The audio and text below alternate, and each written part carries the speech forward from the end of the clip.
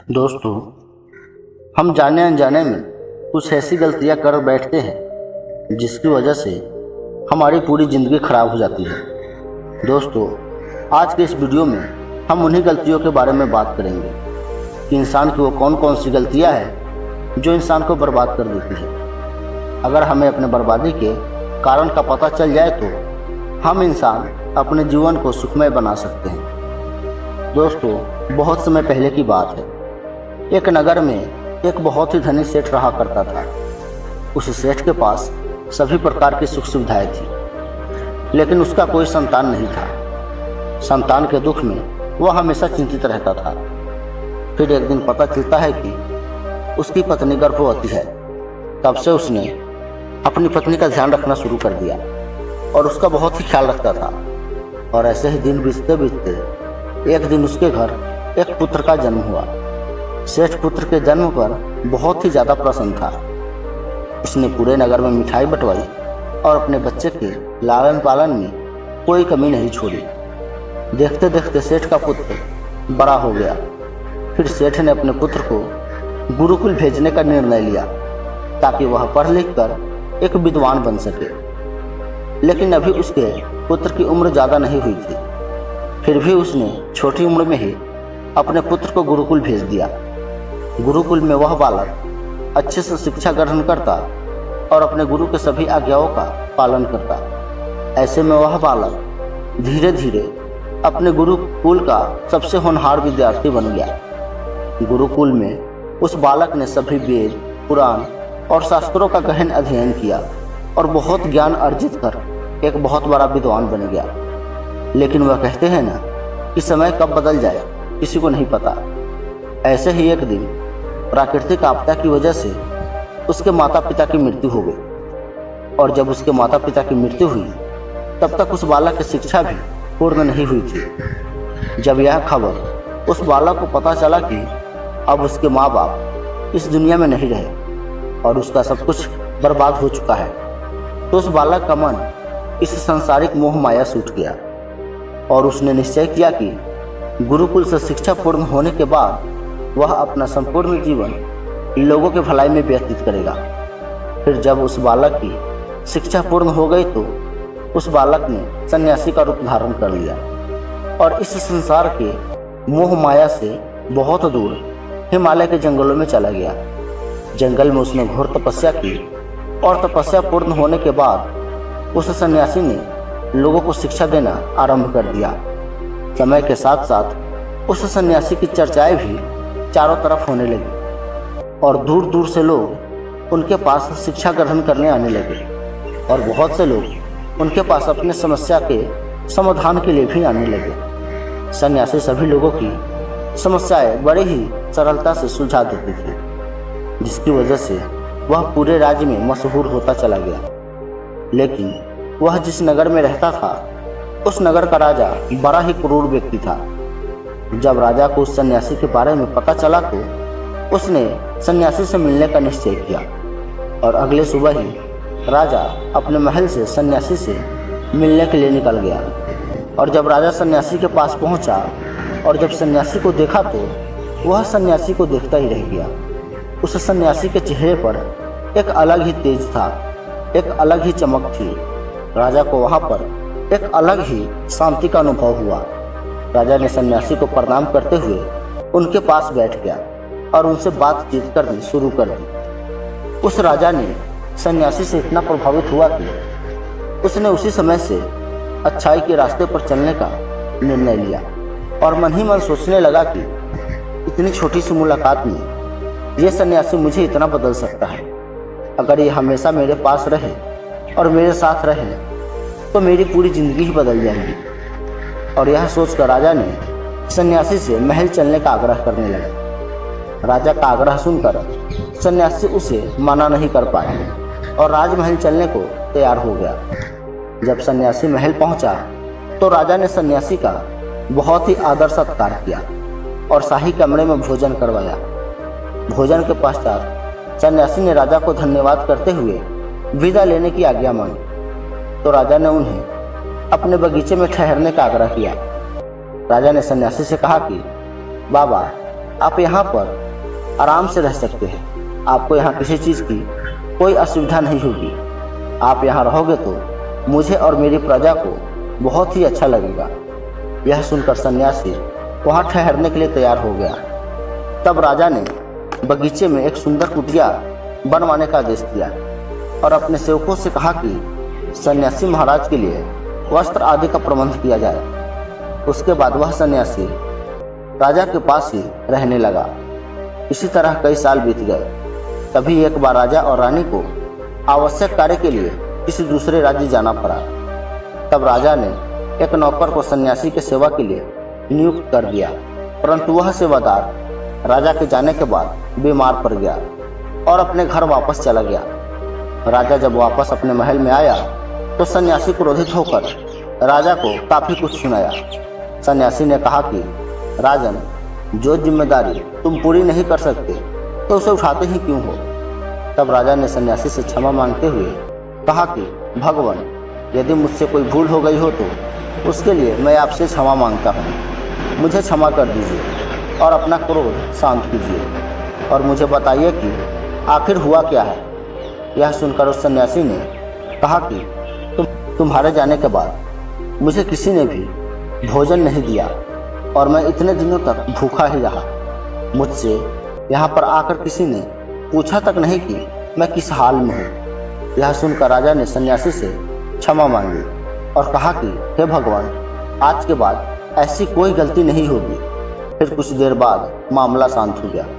जब राजा और सन्यासी के बीच ये बातें हो रही थी तभी रानी भी चुपके से ये सारी बातें सुन ली। उसके बाद राजा ने उस सन्यासी को फिर कभी कोई शिकायत का मौका नहीं दिया और सन्यासी की खूब सेवा की। परंतु कुछ ही दिन बाद राजा को फिर से किसी कार्य के लिए अपने राज्य से बाहर जाना पड़ा। लेकिन इस बार राजा राज्य से बाहर जाने से पहले अपनी रानी को ही सन्यासी की सेवा की जिम्मेदारी सौंप कर गया। राजा के जाने के बाद रानी स्वयं खाना बनाकर सन्यासी के लिए प्रतिदिन भोजन देती। लेकिन एक दिन रानी भूलवश सन्यासी को खाना देना भूल गई और नहाने चली गई। काफी विलंब होने के बाद सन्यासी स्वयं भोजन के लिए महल में चला गया और जब सन्यासी महल के अंदर प्रवेश किया तो उसकी नज़र महारानी के स्नान घर पर पड़ी। और जब साधु रानी के लंबे काले और सुनहरे बाल एवं उनके खूबसूरत चेहरे को देखा तो उस पर मोहित हो गया और बिना कुछ कहे वहाँ से चुपचाप चला गया और अपने कुटिया में बिना कुछ खाए पिए रानी के सम्मोह में पड़ गया।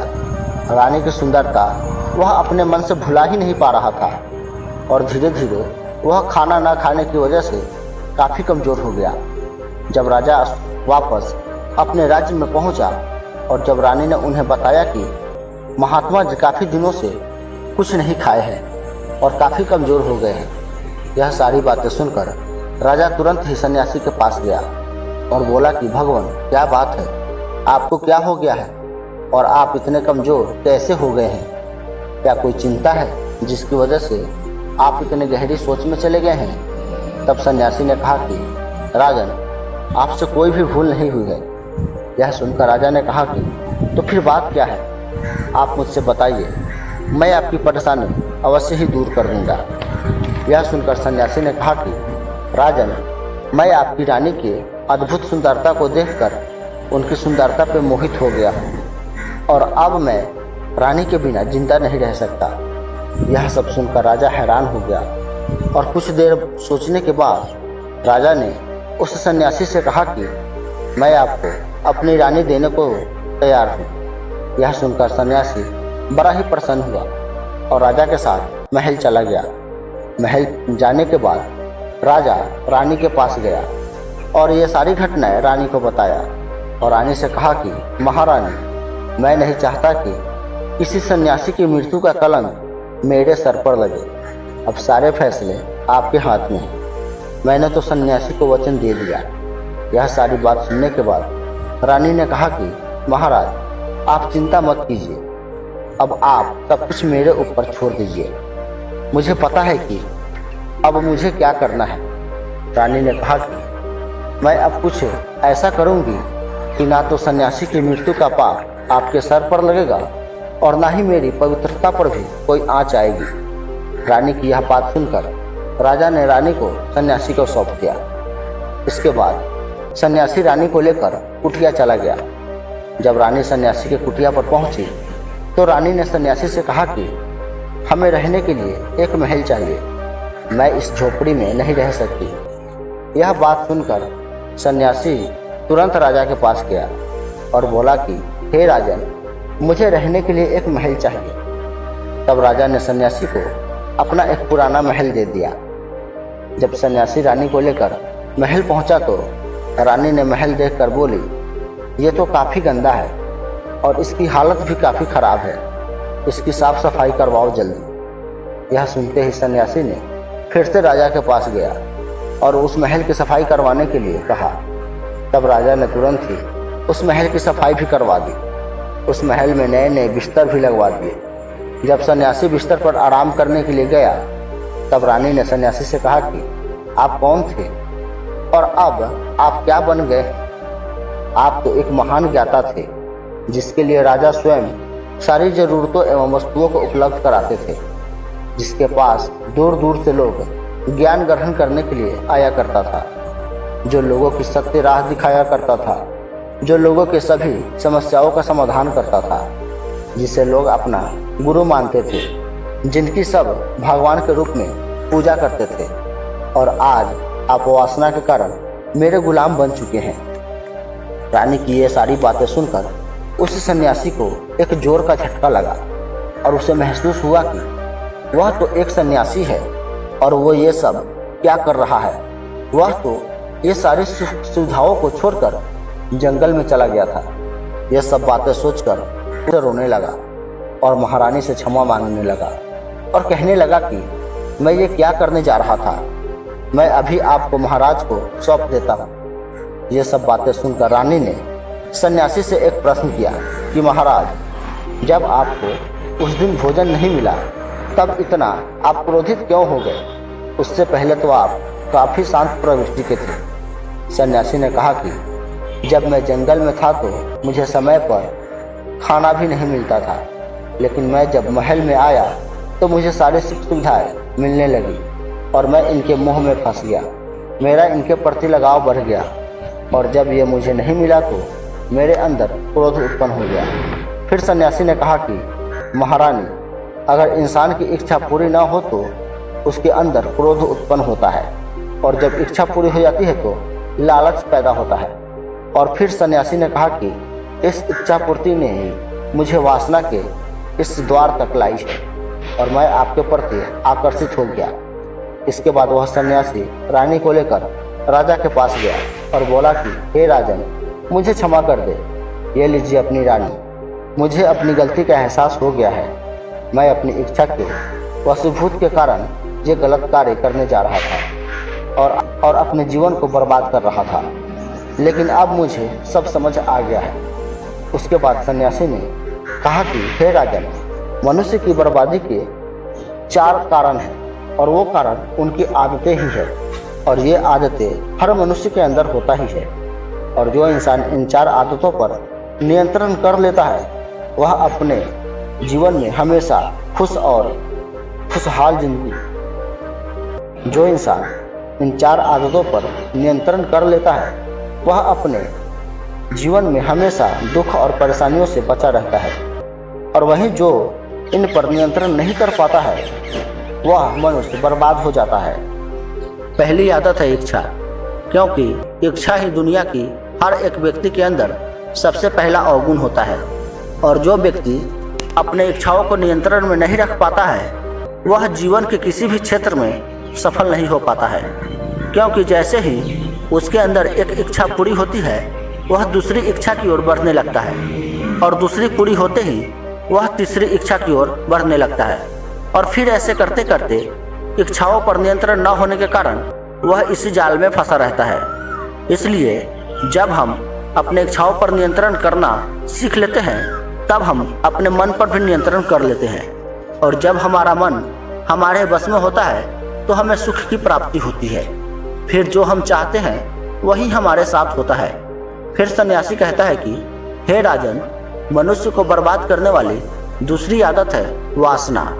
वासना का जन्म हमारे मन में उठने वाली इच्छाओं से ही होता है। जिस प्रकार इच्छा का कोई अंत नहीं होता, उसी प्रकार वासना का भी कोई अंत नहीं होता है और मनुष्य वासना के जाल में फंसता ही चला जाता है। वासना से वशीभूत होकर मनुष्य को कुछ भी नजर नहीं आता है। आज तक जितनी भी लड़ाइयाँ हुई है, उनका सबसे बड़ा कारण स्त्री को पाने की ही इच्छा रही है। स्त्री के प्रेम में वशीभूत होकर राजा महाराजाओं ने आज से पहले बहुत सारे युद्ध किए।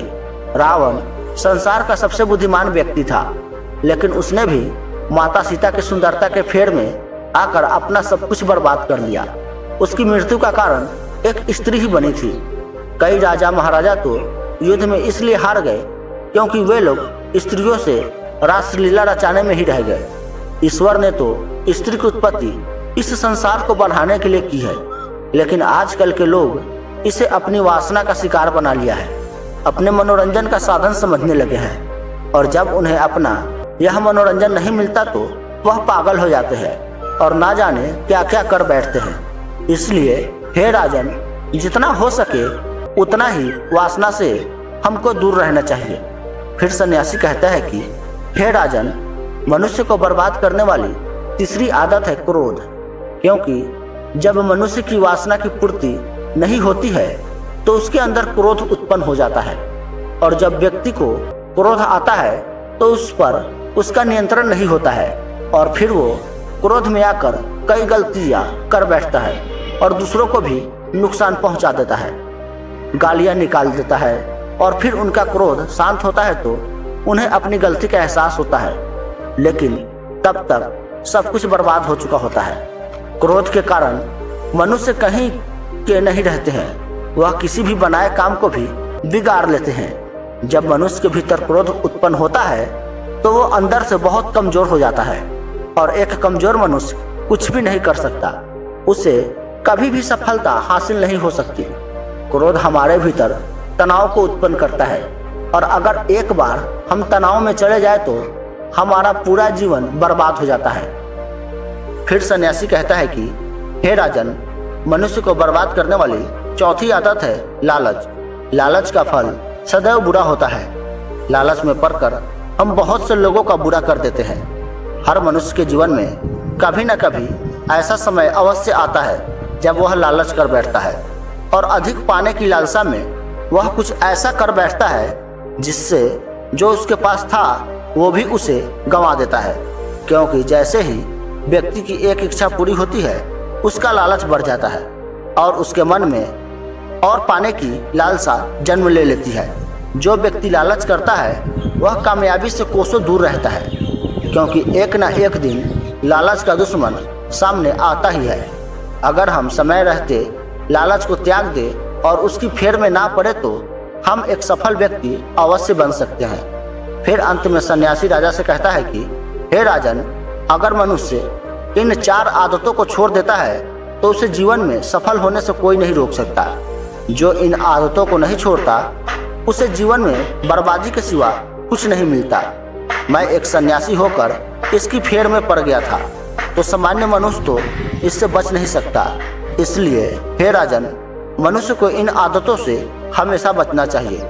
तो दोस्तों, उम्मीद है कि इस कहानी से आप लोगों को जरूर कुछ ना कुछ सीखने को मिला होगा, और मैं उम्मीद करता हूं कि आप लोग भी इन 4 आदतों को आज से ही अपने जीवन से बाहर निकाल दें।